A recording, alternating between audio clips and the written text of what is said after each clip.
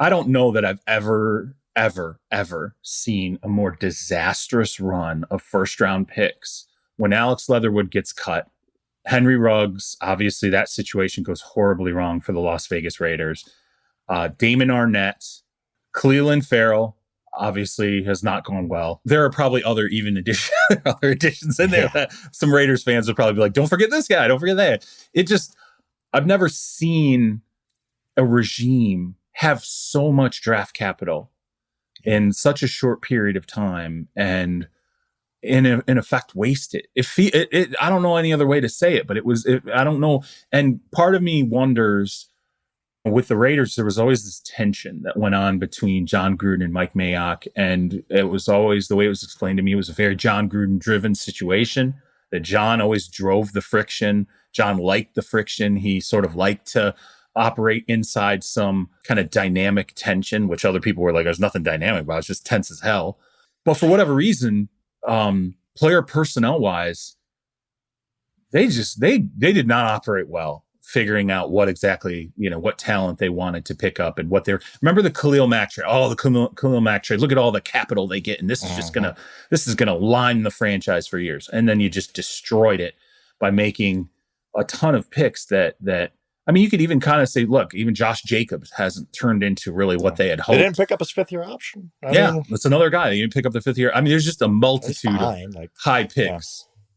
Yeah, and and the thing is, think about where the Raiders would be right now if they hit on these. Yeah. If they hit on half, Frank, if they hit on half. Right. They were in the playoffs last year. They'd be feeling pretty good. Not that they're not feeling good right now, but you'd be feeling like we have a Super Bowl window right now, which I don't think they really do. The only other regime that comes to mind is the Matt Millen Lions, where they blew all those picks. I covered it. I covered that regime. Yeah, you should have remembered that one. I'm gonna say.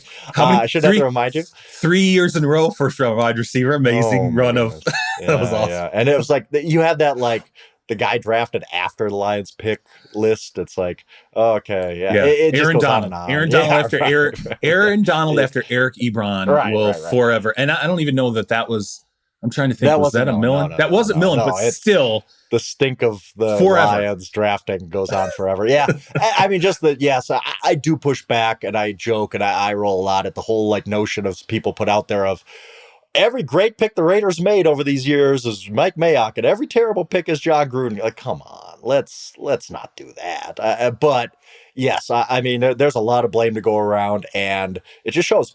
Yeah, you can have all draft picks in the world. You got to actually pick the right players.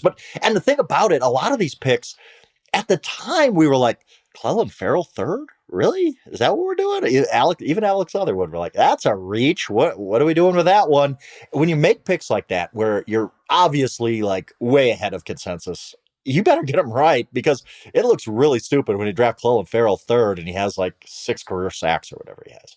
The Leatherwood one, though, forever, I think will be, How many times has a first round pick not made it to a second year with the team? That is really rare. I'm sure it's happened a lot, but I can't remember one other instance where, teams just hold on forever. Maybe year 2 or year 3. They're just like, nope. See ya. We can't even make anything out of you. And they need a line help. They need offensive line help. And as you said, their line is jacked up as it is. And the benefits the crazy thing about this is the benefit that the franchise saw and the new regime saw. And frankly, look, it's not their fault. They're doing what they need to do. They're building it the way they need to build it. I don't blame the new regime at all. Dave Ziegler and Josh McDaniels at all.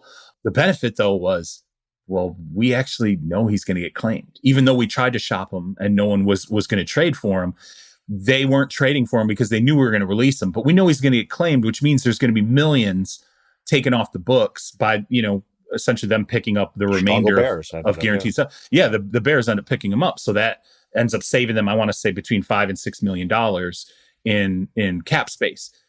That was the move. That was the benefit. They would rather have that little bit of cap space, which isn't a lot. You can't get a lot of quality players, certainly not offensive linemen, for that little bit. But that was the one sort of benefit they saw, even though that they had offensive line issues. So it's pretty remarkable.